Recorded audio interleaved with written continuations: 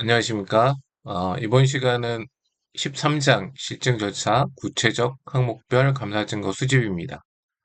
지난 시간까지는 이제 개정 과목별 실증 절차를 설명을 드렸고, 그 전반적으로 각 개정 과목별 실증 절차 수행할 때 어떤 절차를 수행하는지, 총괄표를 작성하고 이제 분석적 절차를 수행하고 실증 테스트를 하고 공시사항에 대한 실증 테스트는 이제 개정 잔액과 거래 유형 이렇게 나눠서 이제 한다고 말씀드렸고 이제 각 그 개정 과목별로 어떤 교육진 주장 수준에서 실증 테스트를 통해서 감사 증거를 수집해야 되는지 그리고 증거를 수집할 때 어떤 감사 기법들이 있었는지를 말씀을 드렸어요.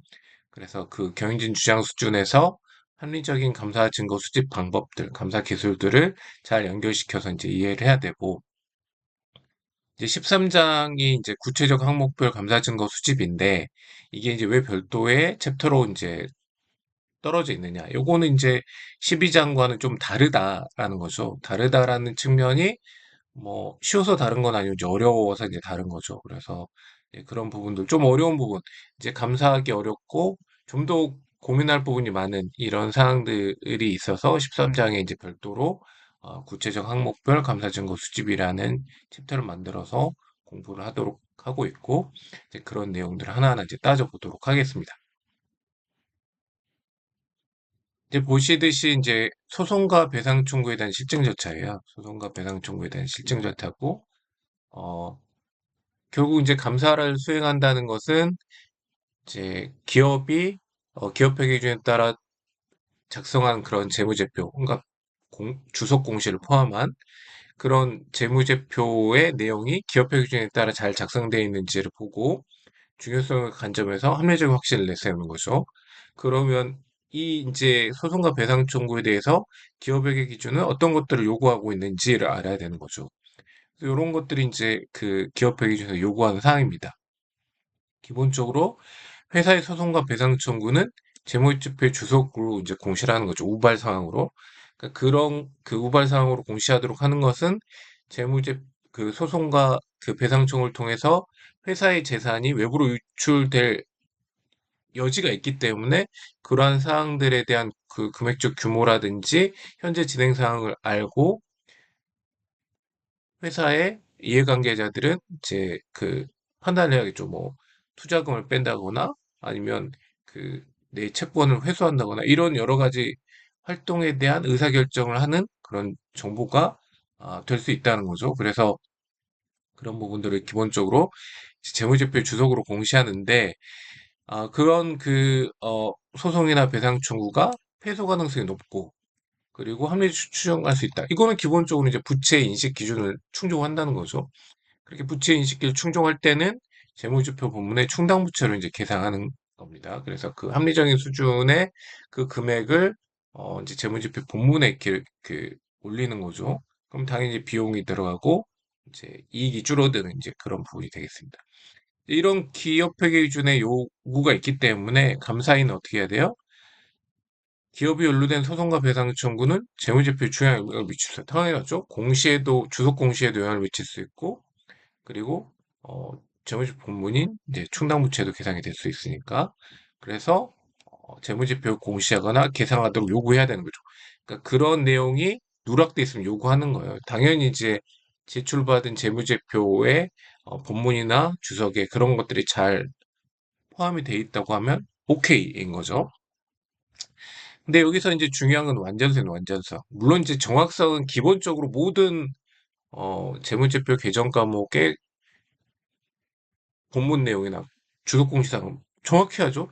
그 금액이 틀리면 안 되잖아요. 그래서 정확한 거는 모든 개정 과목에서 깔고 가는 경영진 주장이고 이 금액이 정확하다는 거죠. 정확하지 않은 금액을 공시할 수는 없으니까.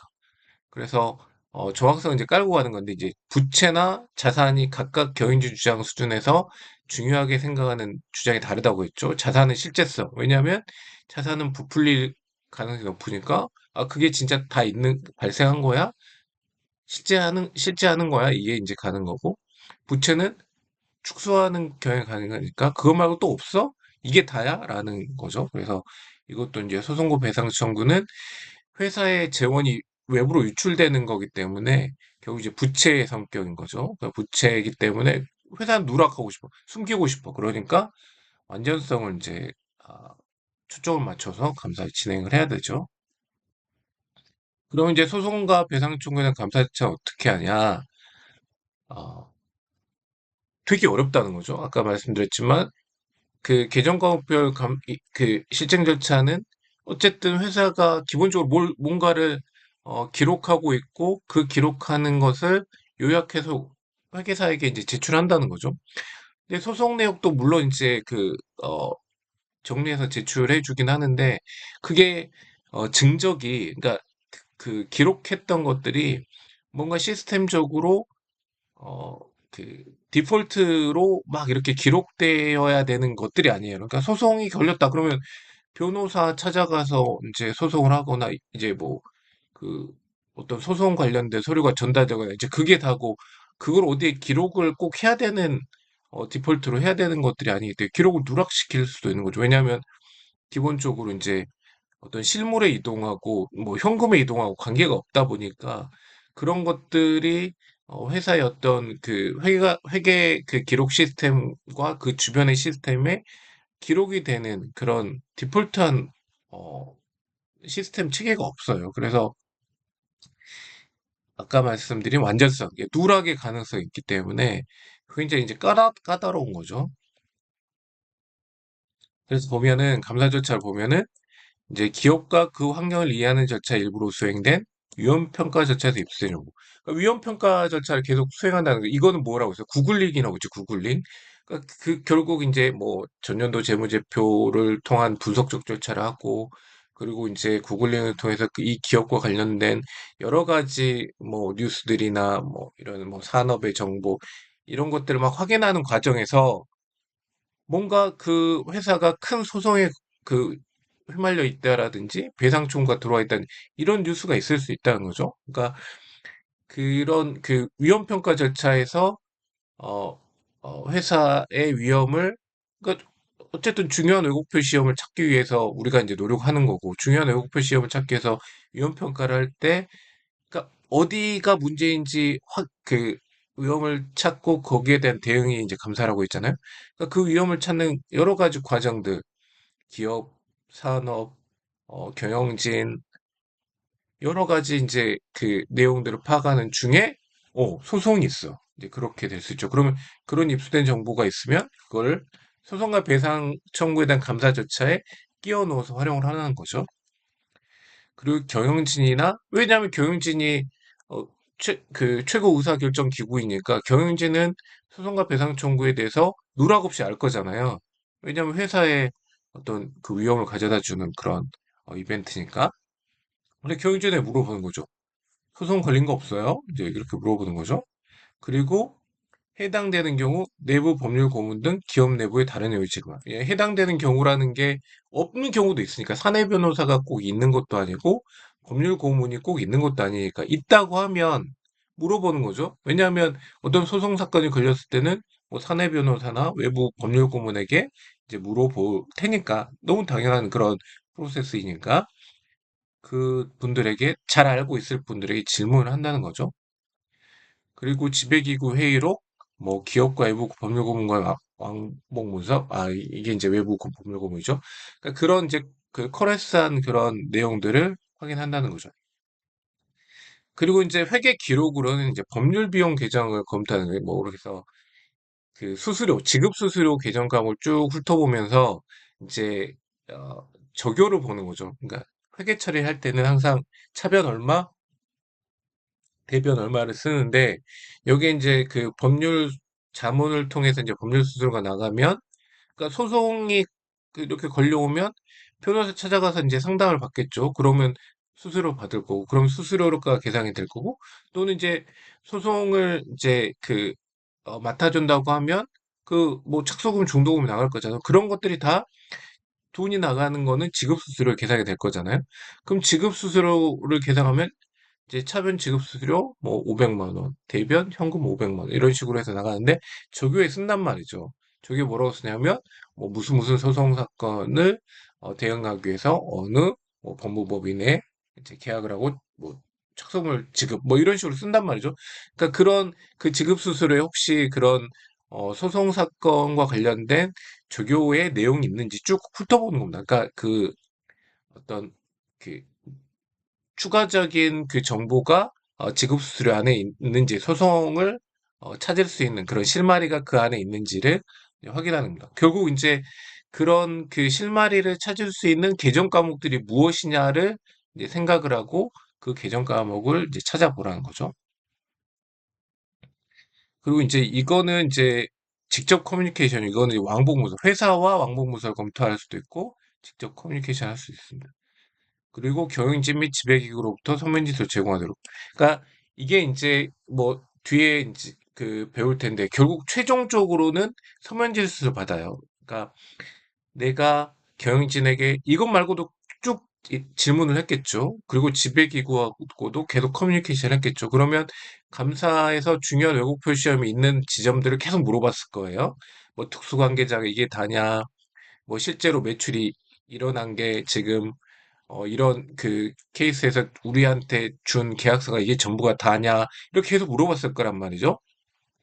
그럼 그거를 한꺼번에 받아요. 네가 이야기한 수강계좌는 이게 다야, 네가 이야기한 소송은 이게 다야라는 거를 한 번 더 전체적인 보고서를 만들어서 주고 이제 서명을 받습니다. 그러니까 이게 뭐, 뭐 감사 증거로 뭐 절대적인 내가 그 나를 감사인을 방어할 수 있는 감사 증거가 되진 않지만 한 번 더 확인함으로써 이제 회사의 책임, 그리고 감사인에게 누락 없이 제공해야 될 의무, 이런 걸 다시 한번 강조하고 압박을 하는 거죠.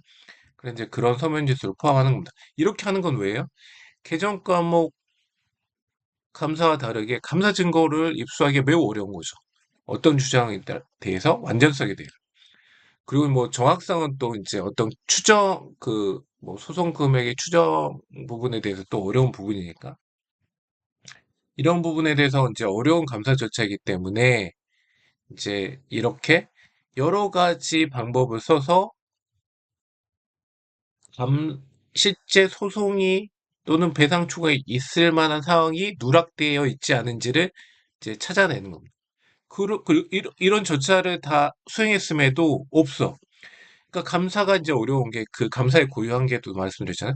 공모가 있으면 안 돼. 공모가 있으면 되게 이제 그 공모를 뚫기가 어렵거든요. 예를 들면 여기에 이제 뭐 외부 법률 고문에 왕복문서라든지 직접 커뮤니케이션 한다는데요.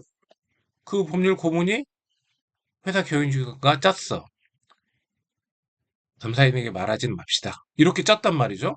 법률 고문도 이 회사에 좀 법률 고문으로 오래 하고 싶어. 그러면 이제 경영진의 그런 제안을 이제 뭐 쉽게 뭐 하기는 힘들겠죠. 그러면 감사인이 물어올 때, 없습니다라고 이제 다른, 사실과 다른 답변을 내둘 수도 있다는 거. 그거는 공모인 거죠. 그러니까 그런 공모를 뚫어낼 수 있는 한계가 있어요. 그렇지만, 어, 언제 어떤 그 사안에 대해서 법률 고문과 인터뷰를 했다는 거를 조사해 놓으면 그게 증거가 돼서 나는 듀케어를 다했고, 그리고 회사와 법률 고문이 공모로 해서 나에게 허위 사실을 이야기했다. 그러면 이제 면책이 되는 거예요. 감사인은. 그러니까 회사는 잘못된 판단으로 재무제표에 공시에 누락하거나 본문에 재무제표 그 충당부채를 기록하지 않아서 벌칙을 받더라도 감사인은 면제, 면책이 될 수 있다는 거예요. 왜냐하면 감사인은 감사 기준을 따라야 되고 감사 기준에서 요구하는 그런 감사 절차를 이런 감사 절차를 열심히 했어. 그런데 회사가 허위의 사실을 줬다는 거를 그게 조소화된 거죠. 그걸 보고 허위의 사실이 왔구나. 그러면 감사인이 어쩔 수 없는 거죠. 그럴 때는 이제 면책이 되는 겁니다.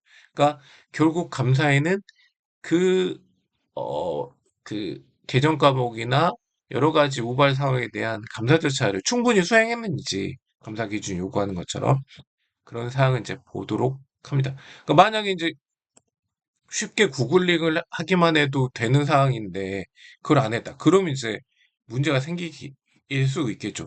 뭐 너도 나도 없이 다 알아. 근데 감사인만 몰라. 그건 이상한 거잖아요. 감사인은 입수할 수 있는 최대한 모든 증거를 입수해서 결론을 내려야 되는데 그런 노력을 안 했다? 구글링조차 안 했다? 그러면 이제 문제가 되는 거죠.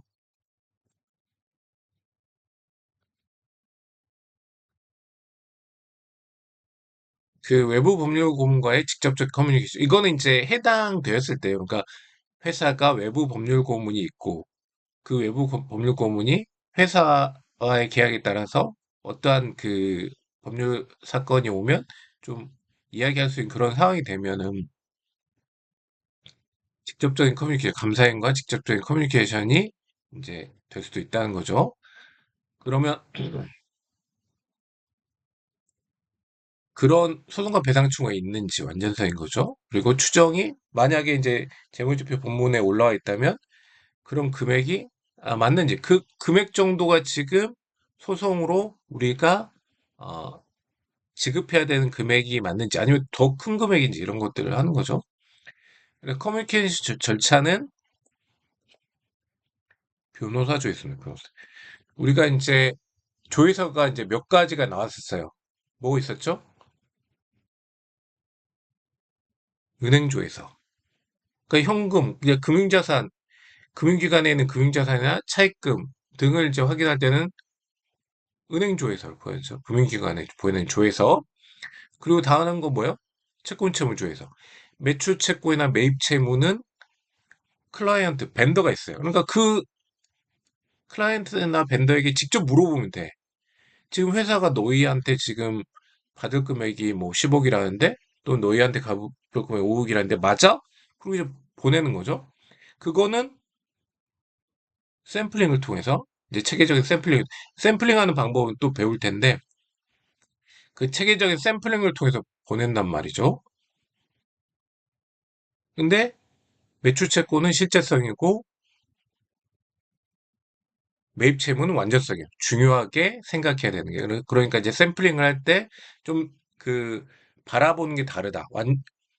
매입 채무는 완전성이기 때문에 기중에 거래가 있고 또는 전년도 잔액이 있었는데 올해 0이다. 그럼 한번 보내볼 수도 있다는 거죠. 대상이 된다는 거예요. 그런데 이제 매출 채권은 부풀리기 쉬우니까 실제성에 이제 포커스를 맞추는 거죠. 그래서 이제 좀 다르다. 그럼 뭐 잔액이 0인데 보낼 필요는 없겠죠. 0이면 0이겠죠.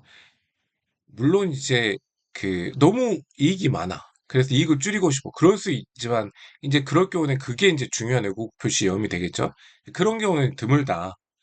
그래서 이제 뭐 잔액이 0인데 보낼 이유는 없겠죠. 뭐 잔액이 0이면 0이겠죠.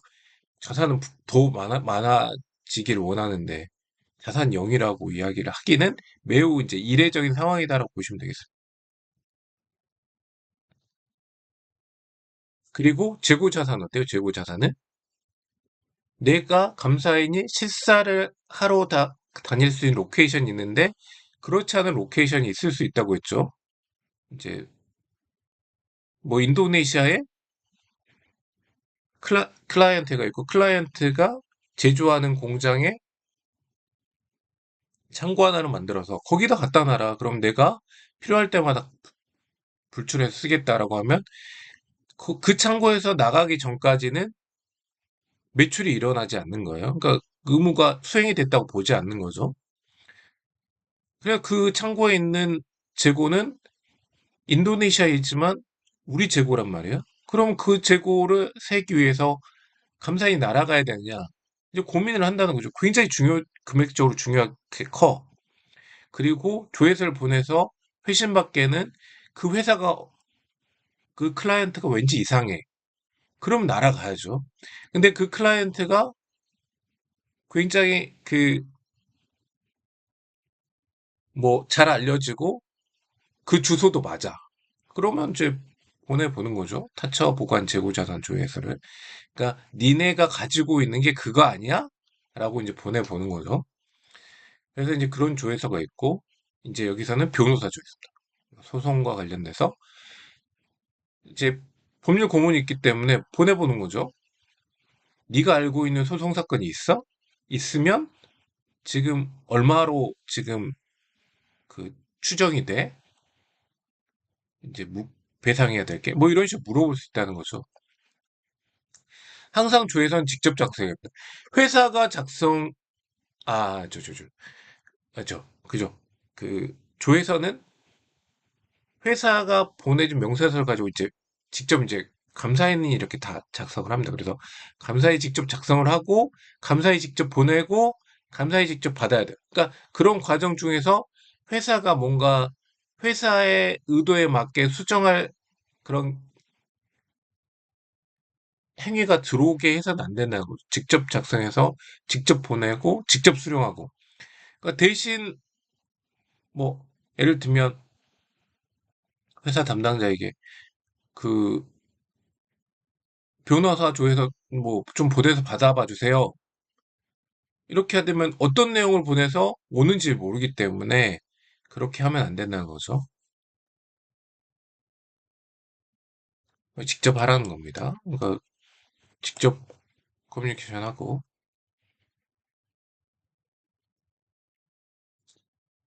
근데 이제 이 대체적인 항상 이제 뭔가 잘 안 되면 뭔가 그 내가 감사 증거를 얻으려는 그런 감사 기법을 동원해서 했는데 감사 증거를 못 얻었어. 계속 이야기했지만 조회서를 보냈는데 조회서가 안 와. 그럼 샘플을 바꾸면 절대 안 된다고 했죠. 대체적인 절차를 취해야 되는 거죠. 그러니까 대체적인 절차를 취해야 되는데 대체적인 절차라고 하는 거는 뭐 여기에서 뭐 나와 있진 않아요. 근데 뭐 대체적인 절차 여러 가지 뭐 아까 이야기했던 그런 감사 절차를 다시 다 수행해보고 실제로 이제 그런 것들을 추정해내거나 소송이 있는지 여부를 확인할 수 있는 그런 여러 가지 일들을 다시 해보는 거죠. 근데 우리가 목표로 한 충분하고 적합한 감사 증거를 입수하지 못한다. 변호사 조회서도 못 받아. 대체적인 절차로 해도 충분하고 적합한 감사 증거를 입수하지 못한다. 그러면은 감사에는 의견을 통해서 말하는 사람이기 때문에 의견을 변형할 수밖에 없어요.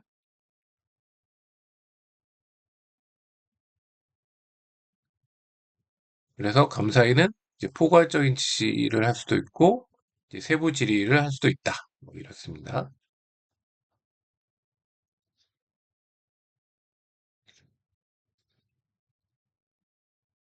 자, 세부 질의서에 포함된 내용 뭐 이런 것들이 있습니다. 요거는 뭐 이제 실제 이제 그 감사인이 되었을 때 이런 것들을 뭐 찾아서 이제 보내 보시면 이제 될 거는 같습니다. 이거는 왜냐하면 이런 것들이 다 재무제표에 들어가는 사항들이기 때문에 그래요. 재무제표란 거는 본문에도 들어갈 수 있고 주석에도 들어갈 수 있잖아요. 주석에는 항상 어, 소송이 원고냐 피고냐, 소송이 어떤 그 소송인 거냐, 지금 뭐 그 1심이냐 2심이냐, 추정을 하면 어떻게 되느냐, 뭐 이런 식의 세부적인 사항이 소송 관련돼 들어가거든요. 그러면 이제 그런 세부적인 소송 사항이 이제 회사의 주소 공시와 맞는지 보려면 그런 내용들을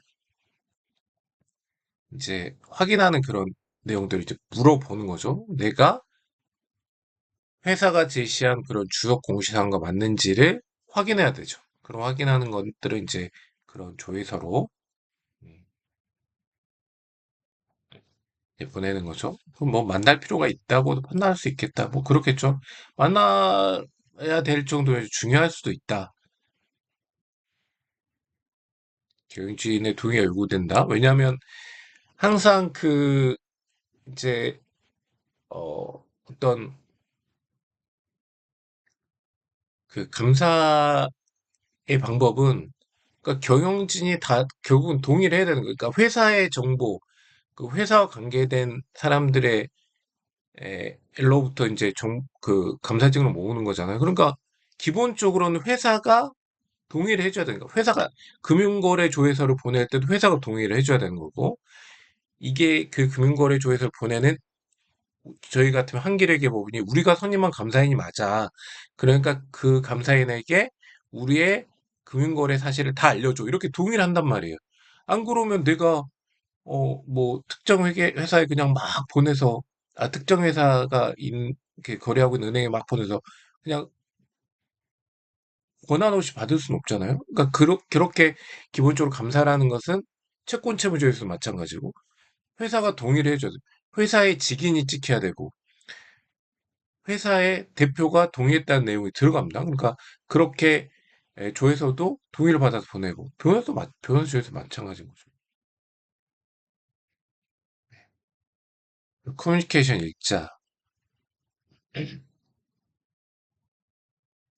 이제 감사보고서 일과의 이제 문제인 거죠. 항상 감사보고서 일이라고 하는 건 뒤에 이제 감사보고서와 관련돼서 이제 설명을 드릴 텐데 감사보고서 일은 그 감사보고서가 발행한 날짜고 결국 모든 그 감사 의견을 표명할 수 있는 모든 증거가 모였다는 거예요. 자, 이제 감사 의견을 표명할 수 있어. 예를 들면 뭐 탄핵에 대한 그 헌법재판소 의견이 다 모였어. 아, 이제 할 수 있어. 이제 그 날짜가 일자잖아. 그 전까지 뭔가 다 잘 안 돼. 그러면은 계속 그 날짜를 못 정하는 거죠. 감사보고서도 마찬가지죠. 감사보고서 일은 모든 증거가 다 모여야 돼. 근데 이제 이 그 변호사 조에서만 또는 법률고문과의 커뮤니케이션만 다를 수는 없다는 거죠. 네, 그런 사항이 있습니다.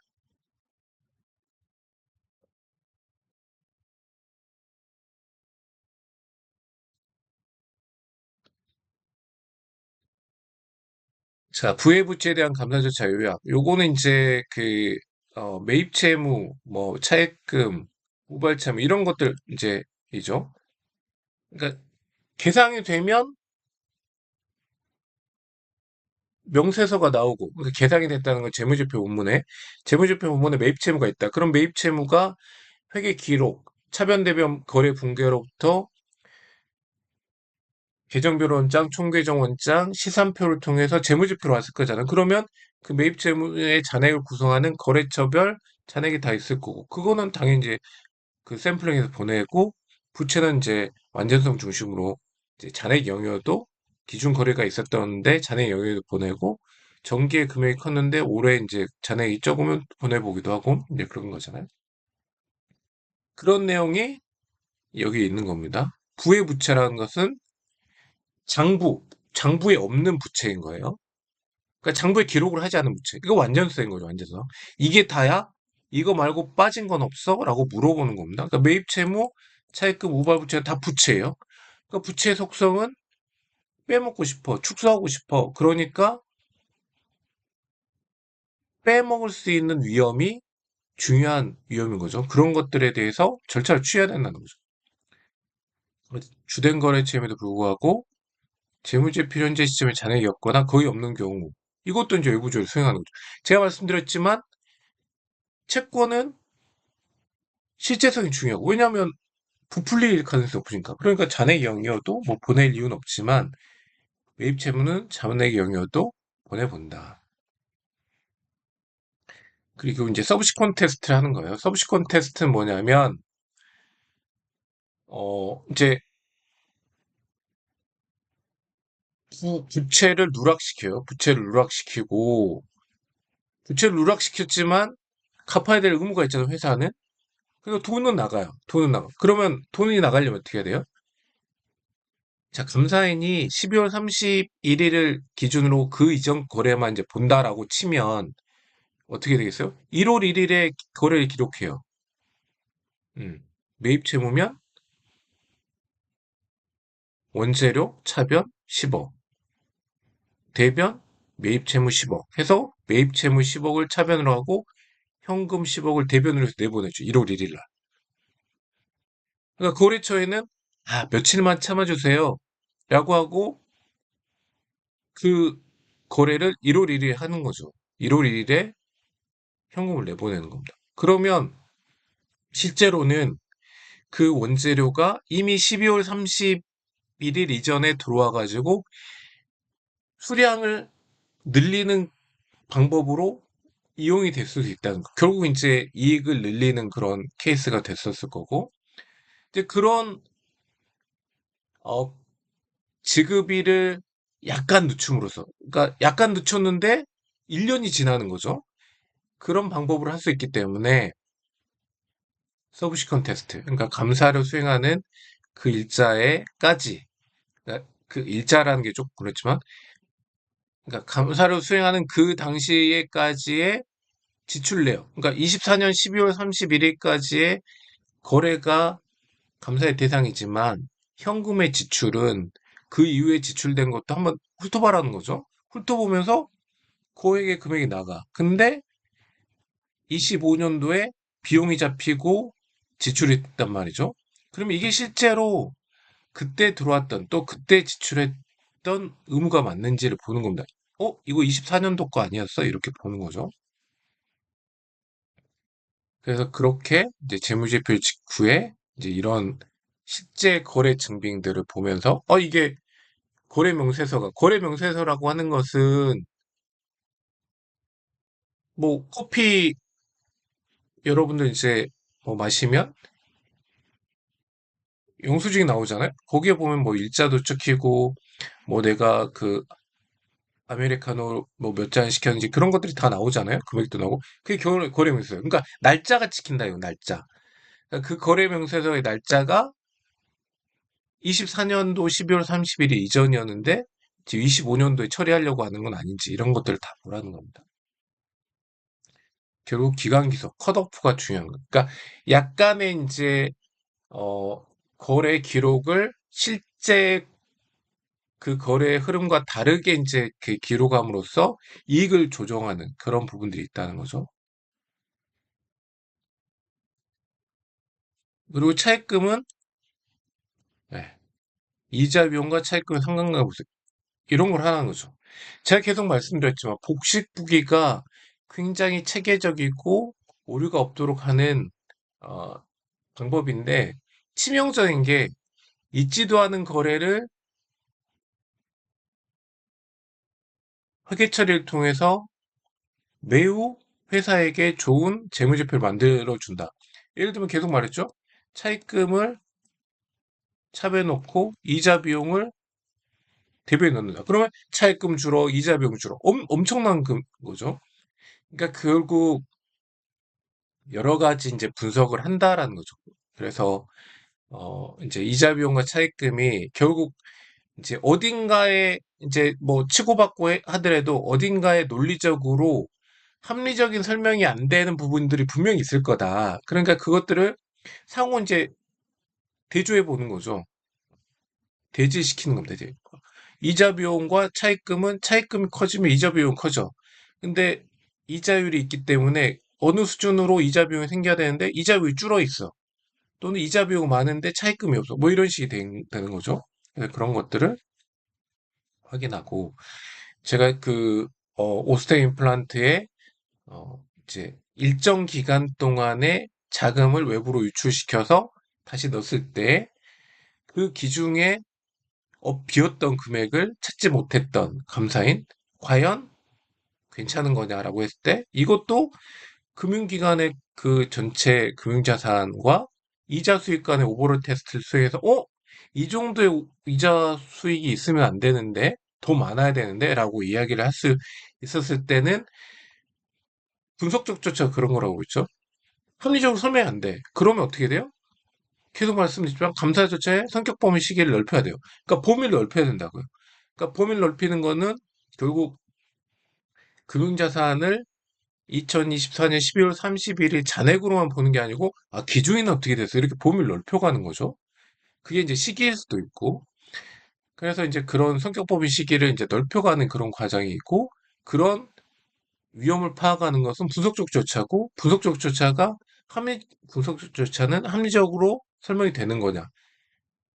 이자 비용과 차익과 이자 수익과 금융자산 뭐 이런 거죠. 그리고 기말 시점에 잔액이 있는 금융기관뿐만 아니고 기존에 거래가 있었던 모든 금융에 대해서 외부적으로 시행하는 거죠. 귀찮아. 왜 귀찮아요? 보내고 받는 게 귀찮아요. 누가 보내니까? 감사인이 보내니까. 그러니까 감사인이 보내고 받는 게 귀찮으니까 안 보내. 잔액이 없으면. 그러면 안 된다는 거죠. 왜냐하면 이런 어이없는 상황을 통해서 차입금을 줄일 수도 있고 아예 그냥 차입금을 원천적으로 기록을 안 할 수도 있는 거고 이제 그러는 거니까 모두 외부 조인을 쓰지 않아. 왜? 다 부에 붙여지니까. 완전성의 문제가 일으켜질 수 있으니까. 요거는 아까 이야기한 겁니다.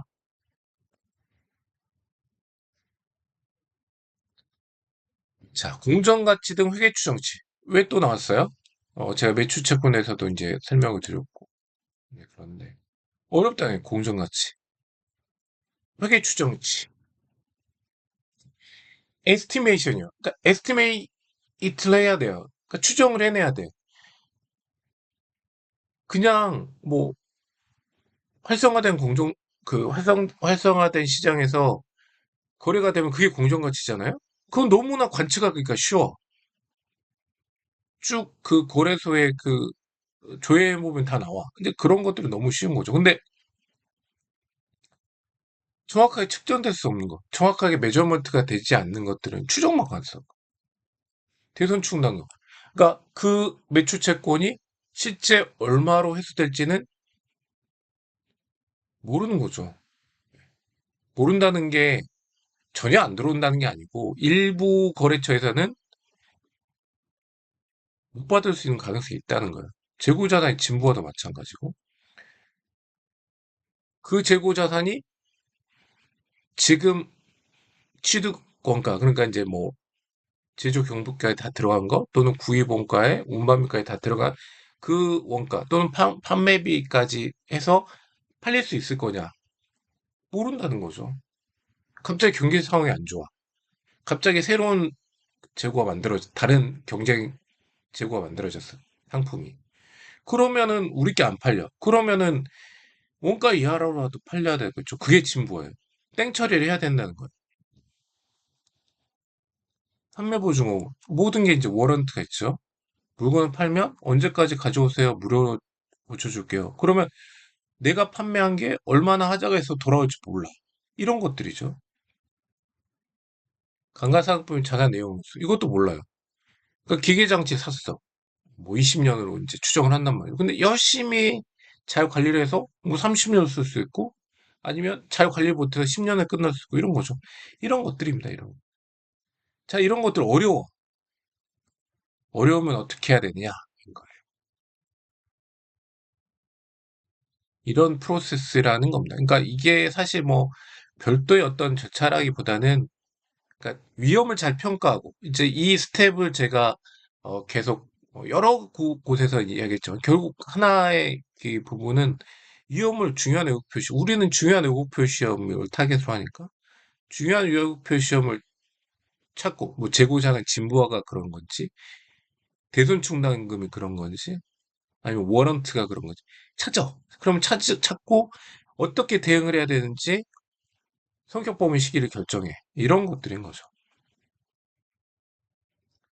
그래서 위험 평가할 때는 이런 거다. 네. 이런 것들은 회사의 어떤 재무부 체계 안에서 또는 회사의 내부 통제 활동을 잘 이해하라는 겁니다. 그래서 이런 것들을 쭉 그냥 읽어보시면 될 것 같고. 그래서 자, 어떨 때 불확실성이 커지냐라는 겁니다. 어떨 때. 어려울 때죠, 어려울 때. 그러니까 추정해내야 되는데 추정해내는 기법, 추정해내는 변수 이런 것들이 너무 복잡해. 그런 것들이 어려워지겠죠.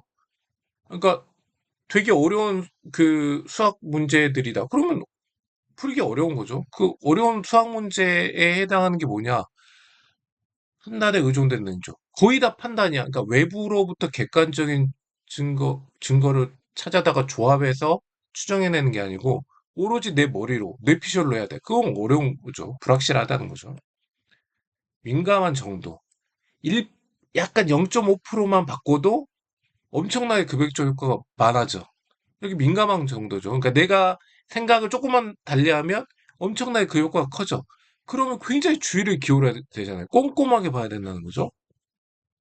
이제 그런 것들, 예, 불확실성을 감소시킬 수 있는 널리 인정된 측정, 그런 게 없어. 그러면 이제 불확실성이 커지는 거죠. 그러니까 나만 알고 있는 기법으로 해. 그러면 이제, 저게 뭐 진짜 가능한 거야? 뭐 이런 식의 생각될 수 있죠. 예측 기간의 길이, 뭐 20년, 30년, 기간 후까지 추정을 해야 돼요. 그럼 20년, 30년 후가 어떻게 될지 어떻게 알아요?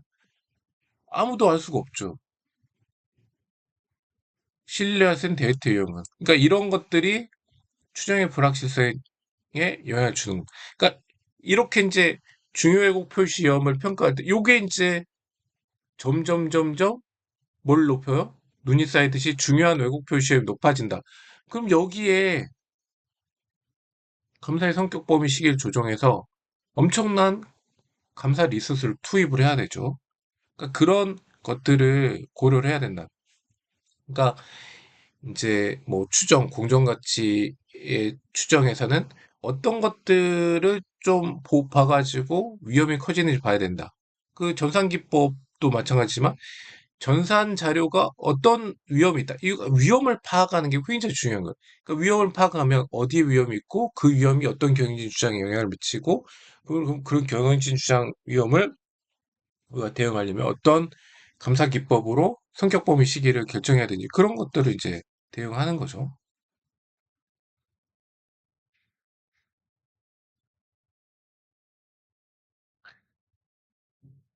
자, 수행해야 될 절차.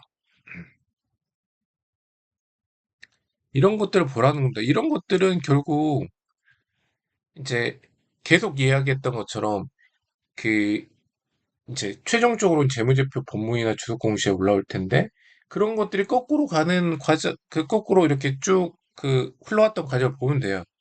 그러니까 그게 회계 추정치가 생각이 돼야 되는 여러 가지 정보들이 있을 거고, 예를 들면 대손 충당금이면 그 뭐 매출 채권의 발생으로부터 지금까지의 어, 기- 경과된 기간, 그러니까 연령이죠.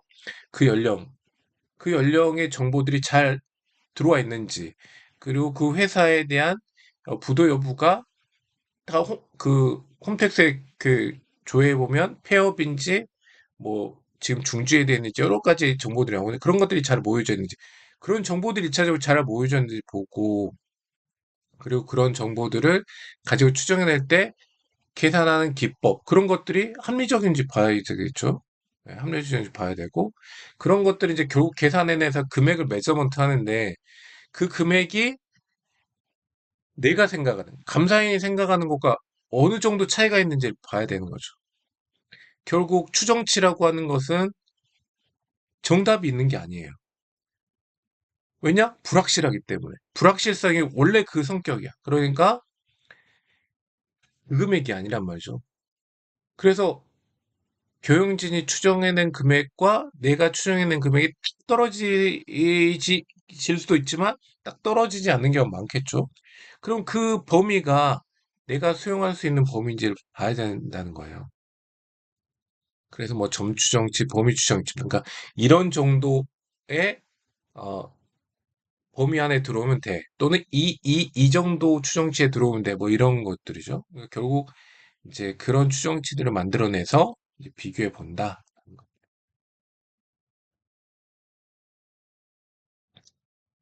자, 추가 실증 절차 이렇게 쭉 한번 보시면 돼요. 그러니까 그런 부분들에 있어서 결국 어떤 그 공정가치 부분에서 어떤 위험이 있는 거고, 그럼 그 위험을 이제 그 대응하기 위해서 어떤 절차를 거치는지를 집중적으로 이제 보면 되겠습니다. 네, 이런 것들. 그래서 이제 뭐 서면 진술, 뭐 문서화 이런 것들 쭉 읽어보시면 돼요. 이거는 문서화 당연히 해야 되는 거고 서면 진술은 나중에 다 이제 그 다 포함되는 거예요. 왜냐하면 이거는 추정이 뭐예요? 추정이 효용지 추정하는 거잖아요. 기법을 세우고 자료를 취합하고. 그러니까 이게 너 진짜 맞아? 나한테 진실되게 다 제공했어? 이렇게 물어보는 거죠. 변호사도 마찬가지. 그러니까 소송사건도 마찬가지고. 네. 자, 특수관계자. 특수관계자가 왜 계속 이야기가 된다고 했어요? 특수관계자? 네. 짬짬이 가능해요. 그러니까 특수관계자는 지분관계로 부모 자식 관계예요. 그러니까 자식이 부모의 말을 거역하기 어려운 거죠. 그러니까 야 이거 좀 우리 이렇게 해서 이 회사의 이익을 높여보자. 그러면 또 하는 거예요. 왜? 서로 지분이 얽혀 있으니까 내가 망하면 네가 망해. 이런 상황인 거죠. 그러니까 해보자 그러면 하는 거죠.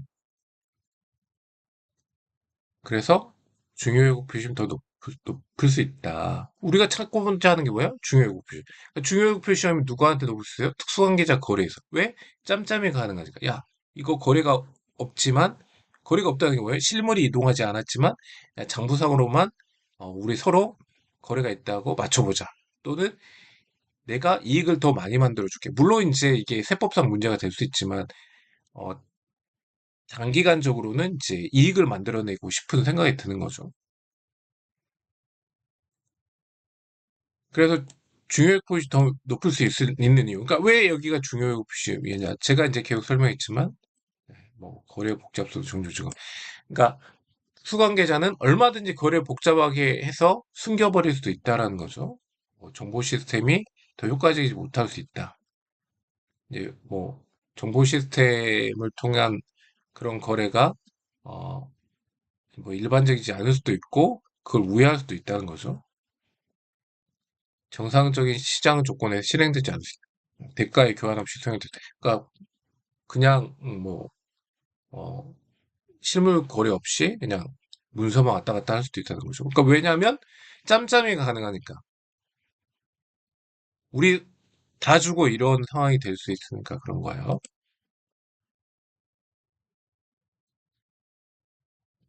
똑같은 거예요. 이렇게 쭉그 위험 평가하고 이제 하는 겁니다. 정보 결국 그런 정보들을 어떻게 입수하냐 뭐 이렇게 하라는 겁니다. 그러니까 사실 특수관계자를 파악하는 게 힘들어요. 그러니까 특수관계자, 왜냐하면 거래들이 다 기록이 돼 있는데 이 거래 기록 중에서 어떤 게 특수관계자와의 거래야? 이걸 파악하는 게 어렵잖아요. 그러니까 특수관계자를 식별, 어느 회사가 특수관계자인지 식별하고 왜 특수관계자인지 확인하는 게 굉장히 중요합니다. 그래서 그런 것들을 이제 확인하는 그런 부분들입니다.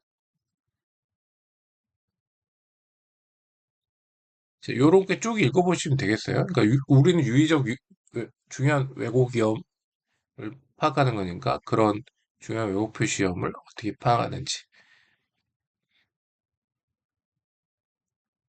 해야 됩니다.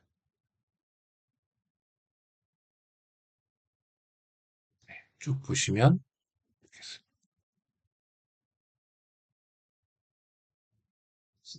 그리고 전문가가 수행한 업무 활용. 이제 전문가는 이제 내가 능력이 부족해. 뭐 그런 거죠. 그러니까 경영진 측에서도 사용할 수 있고 감사인 측에서 사용할 수 있어요. 내가 능력이 부족해. 감사인도 마찬가지죠. 내가 뭐 파생상품 평가 내용이 맞는지 잘 모르겠어. 그 파생상품평가에서 이제 부채를 평가하고 자산을 평가해야 하는데 나 잘 모르겠어. 그러면 이제 받는 거죠. 네. 그래서 이런 것들이다. 뭐 어렵은 거죠. 복잡한 금융상품, 파생상품, 뭐 보험계약. 당연히 이제 보험 수리적 평가가 잘 되었는지. 물론 이제 회사도 보험계리사를 통해서 그 보험 수리적 방법으로 이제 순학점급여 부채를 이제 측정하는데 그 금액이 맞는지를 또 감사인도 봐야 되는데 감사인이 물론 뭐, 평균 임금 상승률, 뭐, 퇴직률, 이런 것들, 또 할인율, 이런 것들이 합리적인 범위 내에 있는지 보는데, 실제로 그런 것들을 한번 돌려보고도 싶을 거잖아요. 그러면 보험계리사가 아니기 때문에 어려워. 그런데, 이제 회계법에서 이제 보험계리사가 있어가지고, 그 보험 수리적 계산을 다시 해볼 수도 있어요. 그거는 이제 감사인이 못해. 감사인이 뭐, 모든 경제적 거래를 다 해결할 수 있는 그런 전문가는 아니잖아요. 그래서 받을 수 있다. 그래서 이제 결국 이제 전문가를 써야 되느냐? 그러니까 회계사 말고 다른 전문가 이런 거죠. 그러니까 결국 뭐예요? 그 중요회곡 표시 위험을 파악하는 거고 그 중요회곡 표시 위험에 따른 성격법인 시기를 결정하는 거예요. 검사제 성격법인 시기. 그러니까 중요회곡 표시 위험 결국 이제 중요회곡 표시 위험이 뭐 고위험, 통제위험, 적발위험인데 그 중에 하나만 이제 높아도 높은 거잖아요? 적발이면 내가 적발할 수 있는, 잘못되었는데 적발할 수 있는 그런 성격이 아니야. 내가 그럴 능력이 없어. 그럼 위험이 높아지는 거죠. 그렇게 되는 게 복잡하다. 여러 가지 이유들이 있는 거죠. 이런 것들이 이제 읽으시면 되겠다. 아, 그래서 위험이 높아지겠구나. 그러면 감사인이 할 수 없겠구나. 그러시면 되겠습니다. 근데 이제 이 정도는 해라라는 겁니다. 감사인이 이런 것들을 하는구나라는 정도는 이제 이해해야 된다는 거죠. 그냥 덮어버리는 게 아니고, 그리고 독립성과 전문성은 반드시 확인을 해야 되는 거. 독립성과 전문성 뭐예요? 우리가 항상 감사의 뼈대라고 했죠. 독립성과 적격성, 독립성, 전문성. 이게 감사의 뼈대예요. 독립적이지 않다 회사하고, 그리고 이제 감사 의견을 제대로 형성했다고 보기 어려운 거죠. 전문적이지 않다? 그럼 감사가 제대로 되는지 모르는 거죠. 그 감사인이 그 증거를 쓸 때, 전문가가 했던 그 증거를 쓸 때도 똑같이 해야 되죠. 독립적이냐, 그리고, 전문적, 이런 거죠. 독립적이지 않아. 뭔가 짬짬이 같아. 그러면 버려야죠, 그거를. 그 회사에 이익을 맞추기 위해서 그 전문가라고 내세운 분이 뭔가 맞춰준 것 같아. 그러면 그걸 받아들일 수 없는 거죠. 내가 잘 모르는 분야이긴 하지만, 그분이 전문가이긴 하지만, 뭔가 독립적이지 않아. 그럼 받아들일 수 없는 거죠. 그 증거를 채택할 수가 없는 거죠. 독립적이지 않으니. 그런 것들을 봐야 됩니다. 쭉 보시면 되겠고요. 네. 감사인 측 전문가의 활용 여부. 네. 그러니까 이런 것들을 이제 보라는 건데, 아무튼 어렵다. 경영진 측 전문가가 활용됐으면 어렵다는 거죠. 어렵다, 어렵다. 그러면 어렵게 보이는 것들은 나도 써야 된다. 이제 이런 거.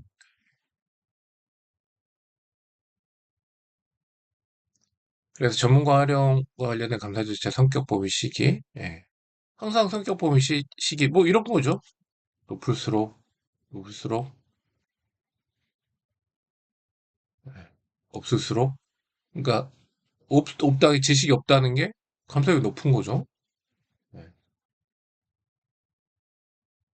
절차를 준수하는지 준수대이 아니기 때문에 외국 표시험이 높아질 수 있는 거죠. 그럼 다 이제 싹 넓히라는 거죠.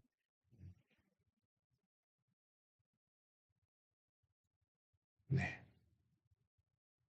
감사인 측 외부 전문가의 객관적인 평가할 때 네, 관련된 인증차 이런 거는 그 그러니까 감사인 측 외부 전문가도 이런 것들을 이제 보라는 거죠. 음.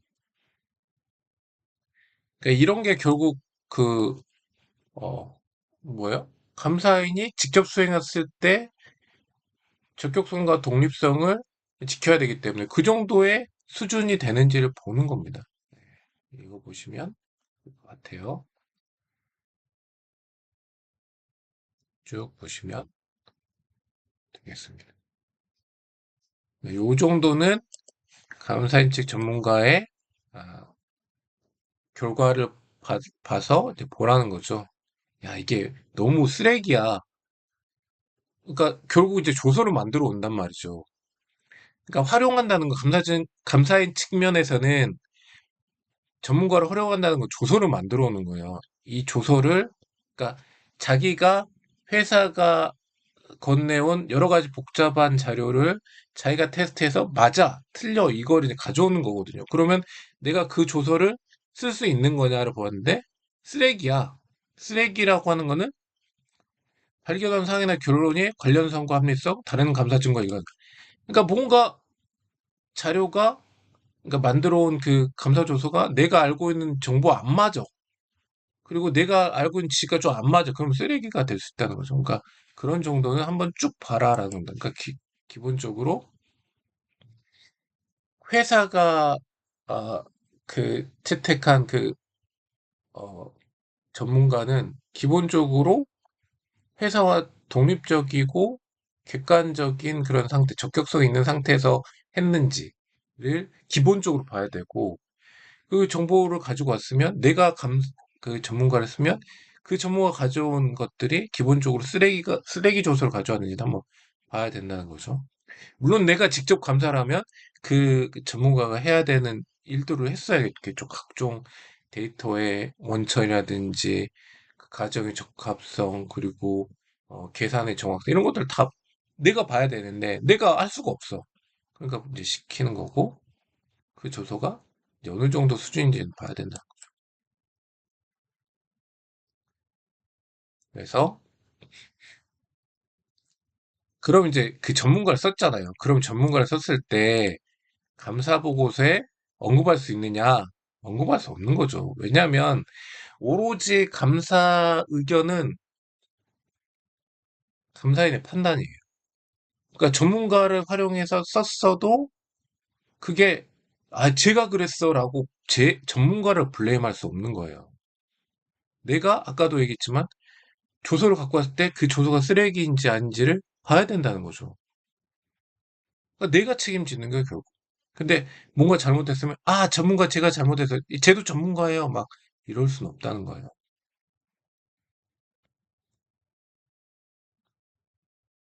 그 변형되는 감사 보고서에는 언급할 수도 있다. 근데 책임을 경감시키진 않고, 야, 저 전문가가 그러는데 이게 회사에서 제시한 뭐 파생상 평가가 잘못됐대. 이거는 쓸 수 있다는 거죠.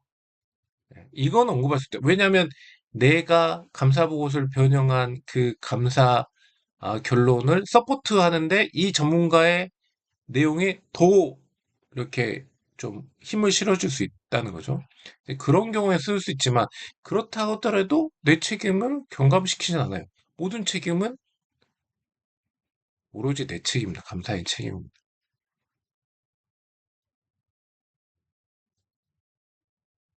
자, 내부 감사인 수행한 업무 활용. 이건 원천적으로 금지되는 거다, 금지. 왜냐하면 내부 감사인은 사실은 물론 이제 그 회사 내부에서는 뭐 거버넌스 측면에서 어, 경영진, 이사회를 포함한 경영진을 이제 견제하는 곳이긴 한데, 볼 수는 있겠죠. 어떻게 활동하고 있는지 볼 수 있는데, 그걸 가져다 그냥 쓸 수는 없다라는 겁니다. 왜냐면 회사 내부 자료니까. 음.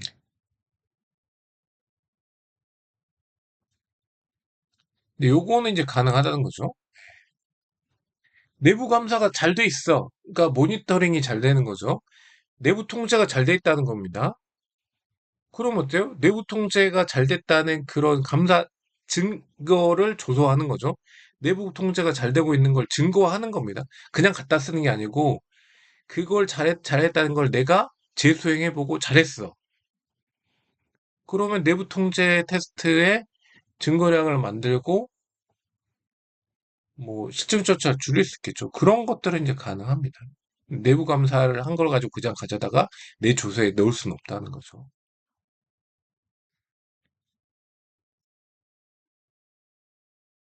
네, 여기까지가 이 장의 마지막입니다. 안녕하세요. 다음은 그 14장 실증 절차의 마무리 절차입니다. 그리고 이제 우리가 감사위원회에 대해서 평가를 했고 그 대응 절차로 감사 절차의 성격 범위 시기를 정해서 어, 통제 테스트와 또 실증 테스트를 어떻게 조합할 것이냐를 정했고 통제 테스트는 어떻게 하고 실증 테스트는 어떻게 하고가 이제 다 이제 이야기가 됐습니다. 이제 실증 테스트, 실증 절차의 이제 마무리 단계가 되겠습니다. 실증 절차를 마무리할 때 이제 그 처음 보게 되는 것은 계속 기업에 대한 감사 절차입니다. 그러니까 우리가 이제 테스트한 재무제표는 계속 기업 과정인 거죠. 계속 기업 과정으로 만들어진 재무제표이기 때문에 그 계속 기업 과정이 맞는지를 다시 한번 보는 겁니다. 그래서 계속 기업의 과정에 대한 이제 경영진 감사의 책임, 경영진 재무 감사의 책임이다. 경영진 책임은 재무제표일로부터 12개월까지 계속 기업으로서의 전속 능력에 대한 평가 책임을 준다다. 기본적으로 이 재무지표가 나오고 다음 재무지표, 그러니까 사업보고서, 그러니까 그 다음 연간보고서죠. 나오기 전까지 우리가 살아있을 거야 라는 평가를 기본적으로 경영진이 해야 된다는 거예요. 그럼 당연히 이제 경영진은 하는 겁니다. 왜냐하면 이제 꼭 재무제표를 위해서가 아니고 연간 사업계획을 세우고 우리가 매출이 얼마 되고 기본적으로 어떤 지출 구조로 가져가서 어느 정도의 이익이 나고 캐시플로우가 어느 정도다. 이런 것들을 당연히 그 사업계획을 짜죠. 그 연도 전에. 이게 뭐 그 비영리 조직, 뭐 국가를 포함한 비영리 조직의 예산과는 다른 그 비영리 조직이나 국가의 예산은 정부의 예산은 바인딩이 되는 거죠. 거의 그 법률적인 효과를 가지지만 여기는 그런 법률적인 효과는 아니더라도 기본적으로 향후 1년간의 사업 계획을 수립한단 말이죠. 그런 건 당연히 하는 거죠. 뭐 꼭 그 재무제표에 계속 기업 과정을 내가 감사인에게 잘 설명할 거야 라는 목적으로 만드는 게 아니라 기업의 영업 활동에서 아주 자연스럽게 이루어지는 그런 행위라는 거죠. 그런 것들을 이제 받아서 보는 겁니다. 그런데 그런 기본적인 그 평가 책임이 있다라는 것을 다시 한번 주지시키는 거죠. 너 책임이야, 이거는. 그리고 감사의 책임은 그게 타당한지 충분하고 적합한 감사 증거를 입수하는 거죠. 그래서 이제 전 감사 증거를 입수했는데, 불확실해. 왜냐하면 이 매출이 어마무시하게 상승하는 커브를 그려서 존속할 수 있다고요. 그러면은, 진짜요? 지금까지 매출이 안 됐는데 갑자기 드라마틱하게 올라간다고요? 말도 안 돼요. 이렇게 하는 그 결론 내릴 수도 있잖아요. 그래서 여튼 결론을 내릴 책임이 있다. 너무 터무니없다. 그거는 합리적이다. 이런 걸 내릴 책임이 있다는 거죠. 그렇지만, 어, 보장하는 건 아니다. 야, 내가 계속 개혁 과정에 대해서 뭐 맞다고 생각해. 경영진이 작성한 게 맞다고 생각해라고 하는 게 결국 보장이 아니라는 거죠. 합리적인 수준 안에 있기 때문에 그게 아주 낮은 확률로 아닐 수도 있는 거죠. 그러니까 보장하는 거 아니에요. 100% 그걸 신뢰해도 된다라는 건 아니에요.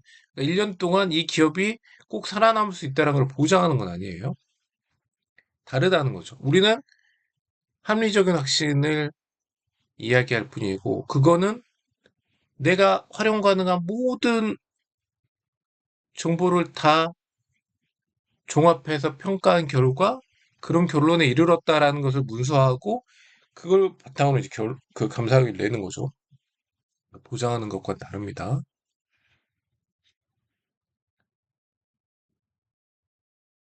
그래서 이제 이것도 이제 여러 가정이 들어가고 추정이 들어가니까 그런 것들이 이제 어, 짜여져 있는지 합리적인지 보는 거고 이게 이제 실행 가능성 이게 터무니없는 거지. 과거 그 사업계획 수립한 거 대비 실적을 보니까 너무 터무니없어. 맨날 한 2, 30%더 높게 예산이 설정되고, 실제는 2, 30% 깎여서 된다. 그러면 올해 것도 그냥 2, 30% 깎아서 본다든지. 그러니까 그 예산이 실제로 실현이 될지 여부도 한번 봐야 된다는 거죠. 근데 이제 그런 이제 그 각자의 책임이 있는데, 어? 재무제표로부터 12개월 미달해. 그러니까 1년 정도를 만들어 놔야 되는데 1년이 아니야. 6개월 단위로 우리는 하고 있어. 회계사님, 우리는 6개월 단위로 경영 계획을 세워서 1년치 넘는데요? 아, 그래요? 하고 이제 그걸 받아서 조소하면 안 되고, 안 돼요. 우리는 1년치를 받아야 돼요. 죄송하지만 1년치를 주세요. 라고 요구해야 된다는 거죠.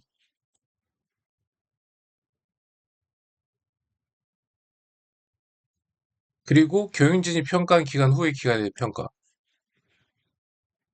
만약에 1년 후에 아주 불확실한 뭔가를 알고 있냐라는 것 정도는 이제 이야기를 한번 물어보고, 뭐 구글링도 해보고 이런다는 거죠. 왜냐하면 어떤 장기간의 계약이 파기된다거나, 뭐 어느 기간에 만료가 온다거나 이러면은 1년 이후는 또 불확실해질 수 있잖아요.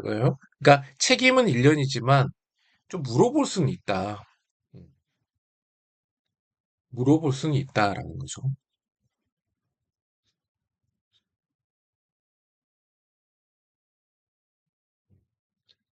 그러니까 그 짧은 기간만 하는 게 아니고, 그러니까 짧은 기간에 정보를 제공한 게 아니고 아예 안 줬다.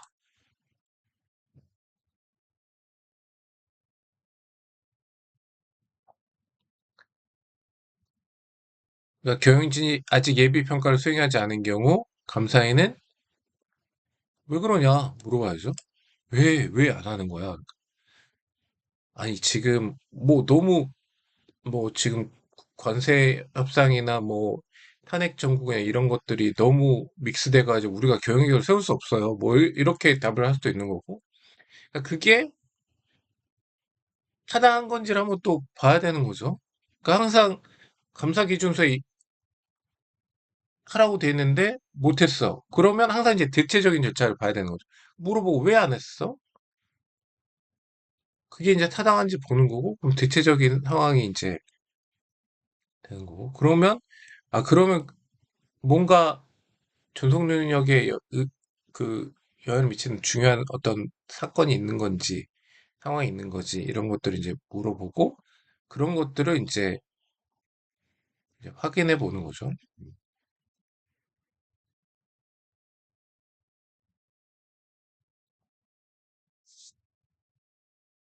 그러니까 어떤 것들을 이제 뭐 제한적으로 제출하거나 제출하지 않거나 뭐 이런 것들도 이제 어쨌든 결국은 받아야 돼요. 받아야 돼. 그러니까 예를 들면 이제 2번 같은 경우에 이제 그런 경우에도 만약에 진짜 주지 않는다. 그러면 결국 이제 감사범위 제한까지 갈 수 있는지를 봐야 되는 거죠. 예. 그걸로 아, 이 상황이 타당해 이렇게 보는 게 아니고 아무튼 감사인은 그 존속 가능성에 대한 합리적인 판단을 내려야 되니까 감사를 수행을 해야 되는 거예요. 그러니까 인터뷰에서 아, 제출하지 않았다 끝이 아니고 그런 상황을 파악했을 때 이 회사가 잘 굴러갈 수 있을 것인지를 확인해야 돼요. 그러면 감사인이 그러겠죠. 아, 그러면 제가 추정해서 그럼 할까요? 라고 할 수는 없어요. 왜냐하면 회사가 지시한 게 아니고 내가 스스로 할 수는 없기 때문에 회사가 지시하고 회사가 제시한 것에 대한 적절성을 이제 보는 거니까. 그래서 결국은 이거는 다시 다 받을 수밖에 없어요. 예, 다시 다 받을 수밖에 없고 그 제출된 자료가 만약에 진짜 안 나온다. 여러 가지 이유로 돼서 그러면 이제 제 개인적인 생각은 어떤 다른 대체적인 절차를 수행을 할 수 없는 상황이고 그러면 이제 그 사실 대체적인 절차를 뭐 생각해 볼 수도 없는 거죠. 그래서 아마 이제 감사범위 제한으로 갈 거예요. 그래서 기본적으로는 다 이제 그 경영계획을 받습니다. 경영을 받아서 이제 그런 현금 흐름이 이제 타당한지 보고 이런 이제 그 교육계획이라는 게 추정이니까 추정에 대한 어떤 뭐 매출이 상승되면 왜 매출이 상승되는 뭐 예를 들면 산업 전체 성장률 뭐 경제 성장률을 거기다 반영해서 이제 했는지 아니면 어떤 신제품이 들어와서 그 제품군의 매출이 늘어나게끔 했는지 그러면 원가율은 어떻게 되는지 여러 가지 그 비용의 그런 그 어, 비율은 잘 배부가 되는지 이런 것들을 보는 거죠. 그래서 그런 것들이 지금 맞는지 보고, 그래서 그 결과 실제로 1년 후에도 살아있을 것 같다라는 결론을 이제 내려야 되는 거죠. 그래서 중요한 불확실성이 있다, 없다. 이제 이럴 때 각각 어떻게 하냐라는 거죠. 네. 그래서 네. 이게 이제 그 주석에 공시할 수 있고 공시하지 않을 수도 있고 뭐 이런 거죠. 중요한 불확실성이 있는데도 중요한 불확실성이 이제 주석에 공시가 되면 감사 의견은 적정을 표명하고 별도 단락, 이제 이게 보고서에서 이제 설명을 드릴 텐데 뭐 단락에 이제 그 제목이 있어요. 별도 단락에서 계속 기업 관련 중요한 불확실성이라는 별도 단락으로 이제 어느 재무제표 주석에 그 내용이 있으니 꼭 보세요라고 합니다. 공시를 했으니까, 주석에 공시를 했으니까 별도 단락으로 계속 기업 관련 중요한 불확실성이 있대요. 이 회사는 있대요라고 감사인도 그 주석을 손가락으로 표시를 해주는 겁니다. 꼭 보세요. 이 감사 의견이 적정인 거라는 것만 보시지 마시고 내가 이 불확실성이 있다는 게 있다고 지금 얘기하고 있어요. 그러니까 위에서 이제 말씀이 나오지만 그게 중요한 불확실성이 있을 수 있어요. 예, 중요한 불확실성. 그러니까 뭔가 1년 후에도 있을 것 같지만 중요한 불확실성이 있어. 그러니까 뭐 유동자산보다 유동부채가 많고 매출이 감소 추세고 뭐 여러 가지가 있어요. 그러니까 중요한 불확실성이 있어. 그러면 이제 쓰라고 이제 하죠. 주석에 중요한 불확실성.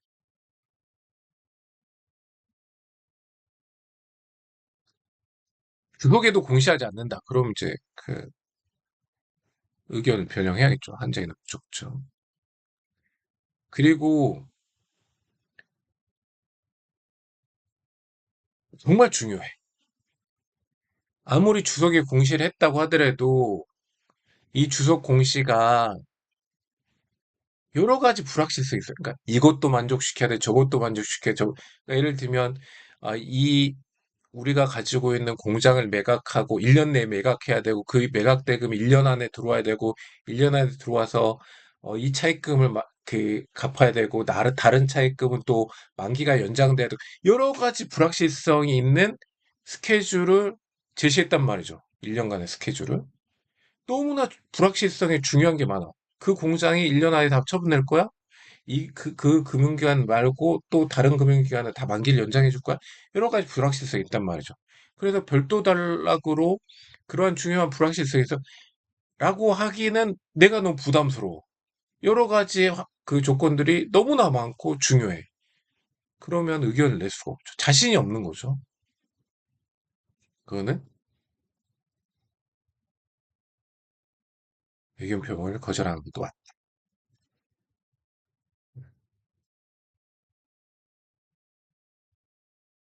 적절하지 않으면 뭐 적절하지 않으면 부적정이죠. 부적정. 이거는 맞지 않아. 이런 거죠. 그러니까 여러 가지 불확실성이 걸린 거하고 아주 부적절한 거하고 다른 거죠. 막 엉터리로 막 만들어 왔어. 막 질나라로 가는 뭐 인공위성을 만들어서 우리가 매출을 창출하는 뭐 터무니없는 걸 가져왔어. 그거 안 되는 거죠. 그냥 부적정하고 아까 얘기한 중요한 불확실성 있는 거하고는 또 다른 얘기입니다.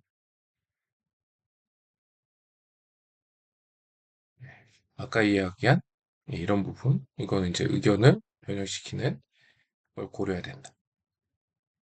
그리고 지배기구와 커뮤니케이션 해야 된다.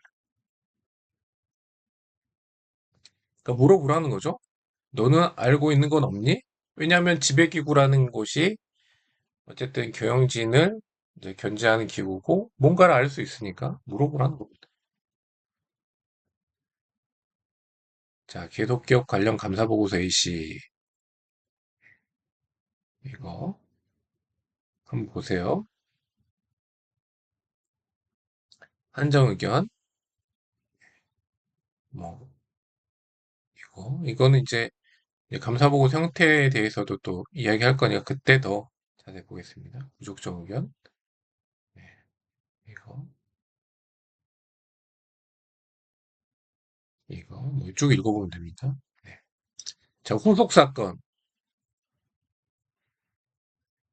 자, 후속 사건이라고 하는 것은 이제 이렇게 이제 재무제표일, 감사보고서일, 재무제표 발행일.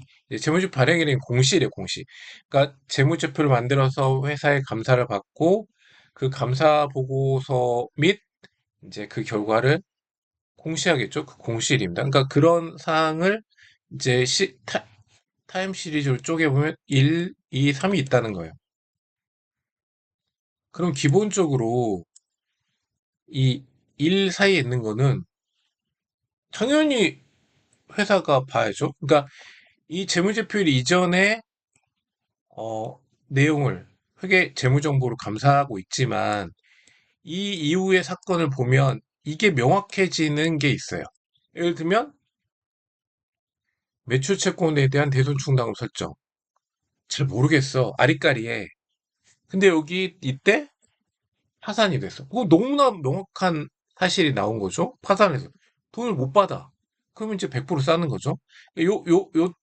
그러니까 재무제표 일에서 감사보고서. 감사보고서는 뭐예요? 감사 의견을 형성해서 보고할 만큼 충분하고 적합한 감사 증거가 모두 모였다는 그 날짜잖아요. 그 날짜 이전에 뭔가 파악을 했어. 그럼 그거를 재무제표에 수정을 요구를 해야 되죠. 야, 이 파산됐잖아, 이 회사. 이때. 그럼 그 회사에 대한 대손충당금은 100%야. 못 받잖아. 그렇게 가야 되는 거죠. 그러면 이 재무제표가 이제 수정이 가해져야 되는 거죠. 수정하지 않아, 회사가. 그럼 미수정 왜곡 표시사항이 되는 거죠. 수정되지 않은 왜곡 표시사항. 그래서 이 기간은 매우 적극적으로 우리가 공부해야 됩니다. 근데 감사 보고서 이후에요. 그러니까 우리가 이제 딱 도장을 찍었어. 자, 끝났어요 하고 도장을 찍었는데 그 후까지 봐야 되냐? 여기는 약간은 이제 좀 소극적으로나마 한번 또 생각을 해봐야 되지 않겠니? 라는 거예요. 근데 거의 안 해요. 근데 너무 큰 이슈가 발생했어. 항상 제가 구글링 이야기하잖아요. 뉴스로 봐. 오? 감사 보고서가 나왔는데, 오? 대규모의 뭐, 그,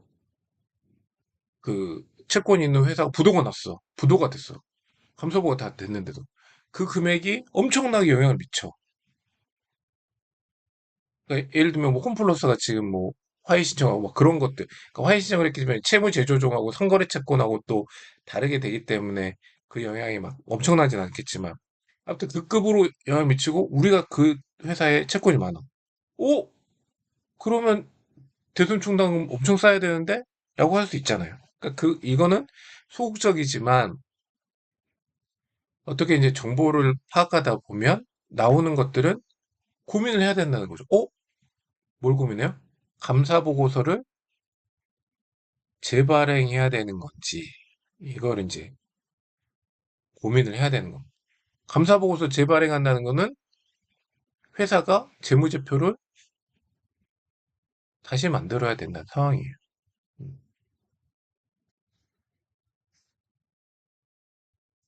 그래서 그런 케이스들을 이제 후속 사건이라고 하고 이제 공시한 이후 이제 여기는 사실은 이제 이때가 2024년 12월 31일이면 이제 2025년이 흘렀잖아요.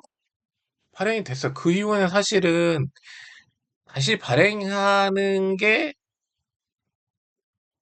이제 뭐 아무튼 감사를 잘못한 경우 아니라고 하면 사실은 어 다시 발행하는 경우는 거의 없죠. 왜냐하면 내가 그 감사 보고서까지 모든 증거를 다 모았고 그 부도가 난 그런 사건의 인식은 이미 재무제표 공시 이후에 알았기 때문에 그거는 내가 이때 알 수가 없었어. 그럼 알 수가 없었던 정보를 가지고 감사 의견을 바꿀 수는 없는 거죠. 그렇기 때문에 요때는 사실은 거의 이루어지지 않지만 아무튼 이론적으로는 이때도 막 바꿀 수 있다는 거죠. 바꿀 수 있다는 거예요. 맘만 먹으면 뭐 바꿀 수는 있겠죠. 제발 재무 회사가 재무제표를 다시 재작성한다는 전제하에 감사인은 항상 뭐래요? 제 3자 관계잖아요. 그러니까 회사가 재무제표를 작성해야 감사를 하는 거예요. 그러니까 이 케이스는 이제 감사보고서가 나가기 전이니까 재무제표에 수정을 가할 수 있는데 감사보고가 나가고 물론 이때도 이제 수정을 뭐 가할 수도 있겠지만 여튼 감사보고서가 나갔으니까 재무제표는 프리즈 됐다고 보고 아무튼 재무제표를 제작성해야 돼. 요때 케이스는. 그러니까 재무제표를 제작성하는 경우에 이제 하는 거예요.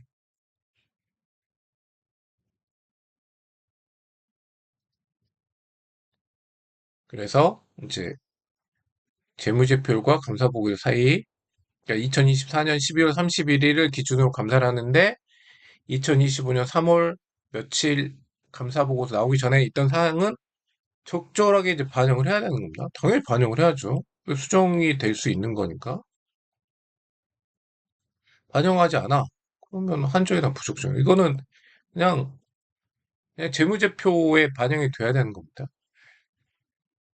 근데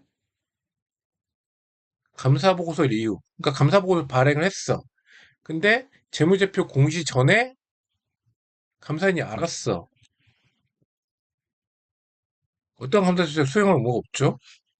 근데 어떻게 알게 됐어? 너무 큰 사건이야. 그러면 이제 수정된 재무제표 받아서 새 감사 보고서를 발행할 수 있는 거죠.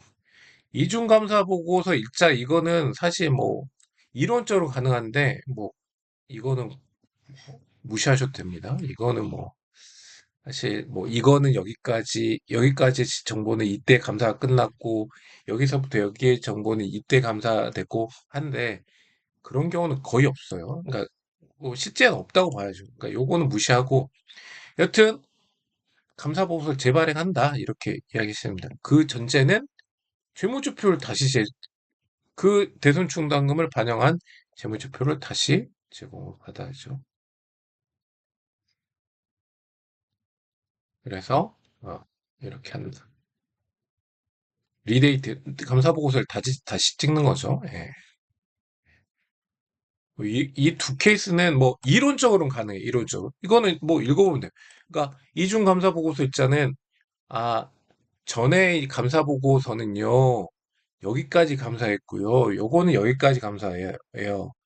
아니면 원래 감사 보고서 일자 그냥 박아서 이제 요 감사문은 뭐 추가적으로 감사했습니다. 요렇게 하라는 건데 그렇게 하는 경우는 이론적으로는 가능한데 이거는 뭐 사실 뭐 공부할 필요는 없다고 보고 다시 수정 감사 보고서 발행을 내가 수정된 일자 하는 거죠. 이거는 수정된 재무제표 생일보다 빠르지 않는다. 그 전에 수정된 재무제표가 승인되기 전에 감사 보고서 나온다. 이거는 말이 안 되니까 그 다음에 나오는 거니까 이건 너무 당연한 거고 다시 날짜를 정해서 감사 보고서 나온다. 이렇게 보시면 되겠습니다.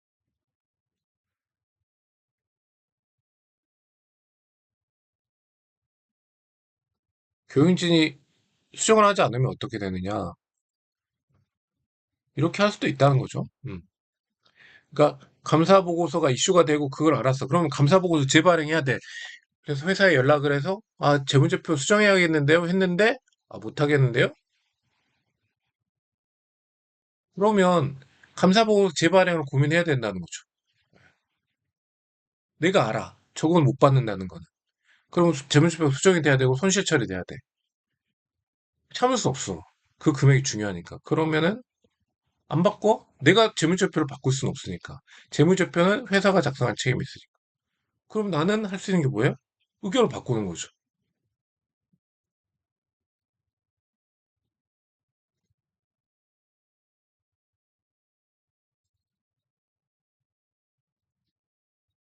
자, 재무제표가 공시된 후에 감사. 그러니까 이게 어떠한 의무도 없어요. 의무도 없는데 알게 됐어요. 근데 너무 커. 아까하고 똑같은 거죠. 똑같은 겁니다. 똑같은 거. 근데 이제 여기도 이제 이 타입 2, 3를 가지고 또 하면서 이제 조금 뭐 다르게 보이게끔 하는데 또 무시. 이런 경우는 거의 없어요. 그리고 이제 재무제표를 다시 받아서 예, 다시 감사보고서를 낸다. 이제 이런 것도. 근데 이런 케이스는 거의 없다. 거의 없다. 그리고 이제 여기가 이제 들어간다는 내용인데 왜냐하면 재무제표가 발행이 됐다는 거는 공시가 됐다는 게 공시가 됐는데 또 공시가 돼. 그러면 공시가 또 된 이유를 또 설명을 막 하는 거죠. 이거는 재무제표가 공시가 이제 두 번 됨으로써 일어나는 상황이기 때문에 이제 이런 걸 써야 되는 이제 부분이 생기는 겁니다. 기본적으로는 감사보고서를 재발행한다. 이게 이제 필요하다. 그 금액이 중요해서 꼭 재무제표가 수정이 돼야 된다고 하면 그렇게 됩니다.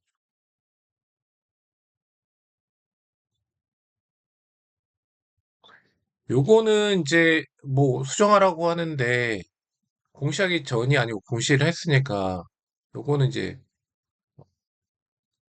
여러 가지 법적 절차를 뭐 생각해 봐라라는 거. 이제 공시가 됐으니까. 서면 진술은 이제 계속 이야기했던 것처럼 지금까지 일련의 절차, 감사 증거를 모았던 절차를 다시 종합해서 경영진에게 확인하는 거죠. 너 맞아? 이렇게 했어. 이렇게 이야기를 했어. 이렇게 증거를 나한테 줬어. 진짜야? 거짓말 아니지? 이거를 다시 확인하는 겁니다. 그래서 요것도 이제 감사 증거입니다. 반드시 받아야 되는 감사 증거입니다. 네. 다시 한번 확인해. 그러니까 사람이 흔들릴 수도 있잖아요. 내가 여기까지 서명을 해야 되나? 진실을 말할까? 이럴 수도 있잖아요. 그러니까 그 서면 진술은 최종적으로 그 사람의 경영진의 최종적인 그런 자료의 진실성을 다시 한번 확인하는 거니까 감사 증거입니다. 그래서 이렇게 합니다. 그러니까 구두 진술에 대한 질을 향상시켜줬다. 그러니까 아무튼 뭐 구두로 인터뷰했습니다. 뭐 이런 내용들이 다시 한번 이제 서면으로 나올 수도 있으니까 그런 것들은 향상시킬 수도 있는 거고. 아무튼 최종적으로 한 번 더 물어봄으로써 충분하고 적합한 감사 증거의 그 정보의 감사 증거의 증거력을 높여가는 과정인 거죠. 그리고 서면 진술 수령 상대방, 그러니까 서명을 해야 되는 상대방 뭐냐? 재무제표 및 관련 사항에 대한 내용에 대한 적합한 책임 있는 자, CEO, CF. 그리고 뭐 그런 직함을 갖지 않고서라도 이제 동등한 책임 있는 자. 그러니까 책임 있는 자에게 받는 거죠. 받는 거는 감사 보고서를 근접한 날로 하되 감사 보고보다 늦지 않아야 돼. 그러니까 통상 이제 서면 진술 그러니까 감사일보다 늦으면 안 되겠죠? 왜? 왜 그래요?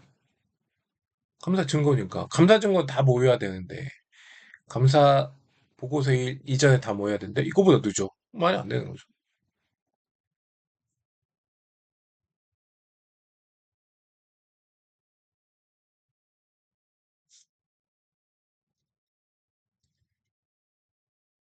그러니까 서면지를 성격 우선다. 서면 진술이가 당연히 이제 서면을 받아야겠죠. 근데 그 자체만으로 충분하고 좋고. 그러니까 서면 진술에 야 특수관계자 거래가 이거야라고 이제 포함을 시켰다고 그 자체만으로 되는 게 아니죠. 진짜 특수관계자가 맞는지 다른 증거도 찾아보고 거래 사실의 실제성도 보고 이런 것들을 다 이제 봐야 되는 거죠. 음. 예. 감사인을 수시로 하는 진술 형태여야 된다. 쭉 읽어보시면 되겠습니다. 자, 서면 진술 미제공한다. 이 미제공 필요하다면 의견. 사실 서면 진술을 미제공했다. 그걸로 의견 거절한다. 이건 좀 그래요. 그게 결정적인 감사 증거가 아니거든요. 그러니까 지금까지 해왔던 거 진짜 맞지라고 하는 건데 그게 그걸 못 받았어. 그러니까 뭐 이유를 또 확인해 봐야겠지만 뭐 지금 CEO나 CFO가 지금 급하게 뭐 어디 가 있거나 뭐 병 중이거나 여러 가지 이유가 있었죠. 못 받았어. 그렇다고 의견과제를 주냐? 뭐 그렇진 않아. 그러니까 이제 근데 이게 뭔가 진실성 의심이 돼. 그러면 이제 의견과제 때리겠죠.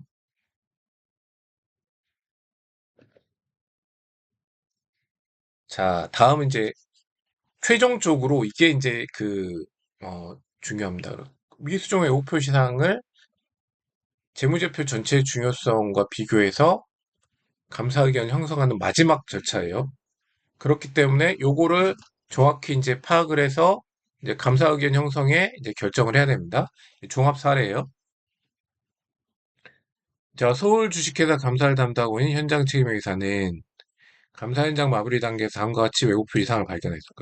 외국표 이상이에요? 아직 수정이 됐는지 미수정인지 몰라요. 근데 명백하게 경미하다고 간주되는 금액, 드 미니미스. 이거는 웨이브할 수 있어요. 그러니까 너무 금액이 적어. 그렇기 때문에 무시해도 될 만한 사항이 중요성이 있다고 했죠. 중요성은 재무제표 전체 중요성, 그리고 수행 중요성, 이제 드 미니미스. 그러니까 아주 미미한 그런 사항인데, 이게 50만 원이에요. 그리고 계정 과목별 중요성 금액 따로 설정해. 계정 과목별 중요성을 설정하는 경우는 극히 드물어요. 그러니까 그렇게 할 수도 있지만, 어떤 특정 계정 과목은 더 중요하게 봐야 되니까 중요성을 낮추든지 덜 중요하게 보니까 중요성을 높이든지 할 수 있지만 그런 경우는 이제 드물다라고 이제 말씀을 드렸고 이제 그런 경우가 아니다라는 게 이 종합 사례예요. 그래서 전체 재무제표 중요성 금액 5억이고 수행 중요성은 4억 4천이에요. 이렇게 이제 뭐 재고 자산, 뭐 김해담, 매출채권, 뭐 김수상, 매입채무, 김상루 이렇게 다 어사인해서 이제 쭉 그 감사 결과를 모으니까 자 이렇게 이제 왜곡 표시들이 나왔다는 거죠.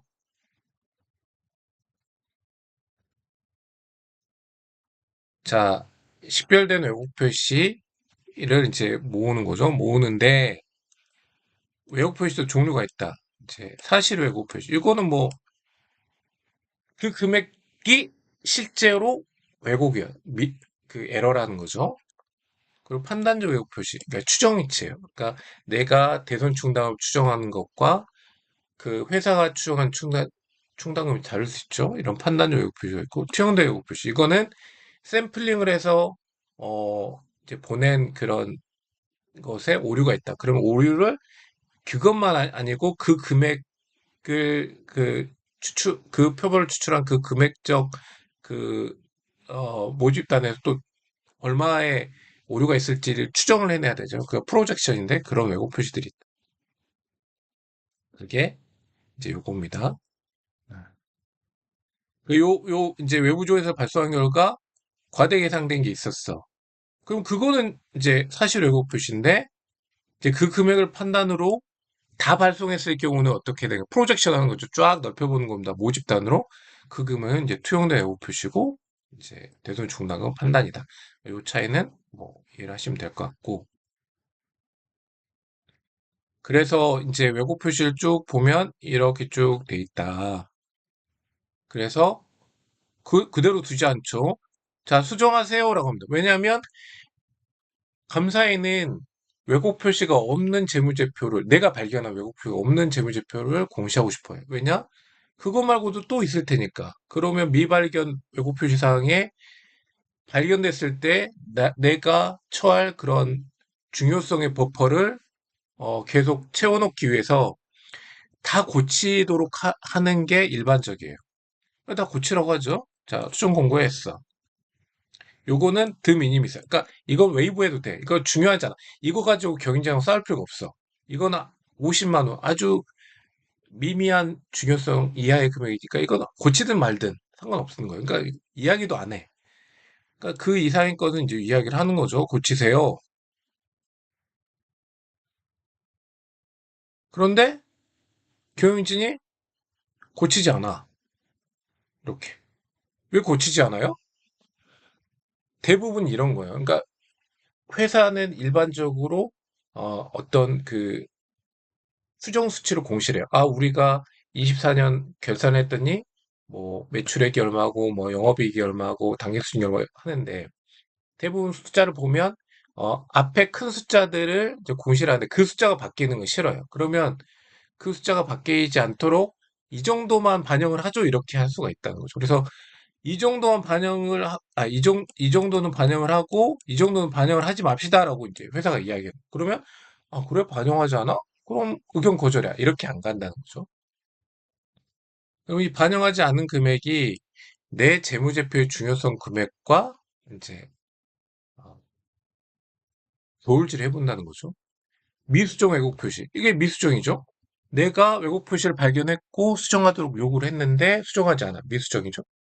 그것들을 평가해서 중요성 금액보다 작아.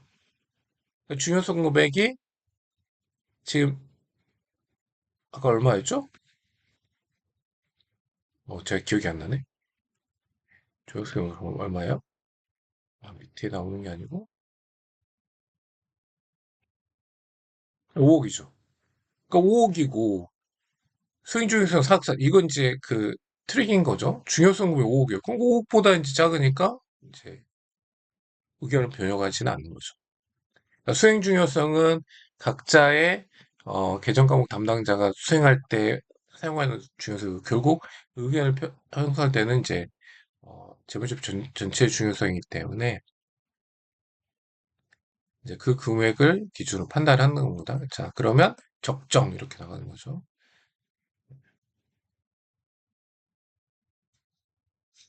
근데 중요성은 뭐 재평가해 봐야 된다 뭐 이런 얘기도 있고 다시 확인하는지 맞춰본다는 거죠. 네. 쭉 읽어보시면 되겠습니다. 질적 중요성도 한번 보라. 그러니까 그게 금액적으로 중요하지 않지만 질적으로 중요하다. 특수한 사항이 있다는 거죠. 이런 것들. 이게 금액은 적지만 규제기관에서 알면 이거는 회사를 없애버릴 수도 있어. 뭐 이럴 수 있는 거죠. 네.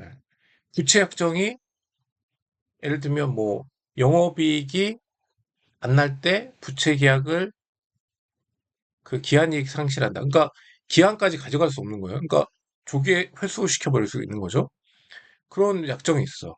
그러면 조그마한 금액이 영업손실로 들어간다? 그럼 조그마한 금액도 아주 지적으로 중요한 거죠. 그런 걸 판단해서, 아, 이건 너무 중요해. 중요하지 않은 금액이 중요해질 수도 있다는 거죠.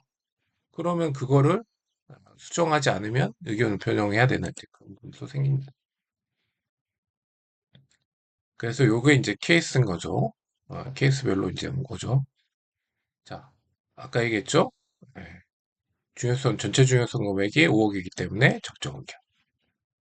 근데 다시 평가해 봤더니 사고초를 변경되면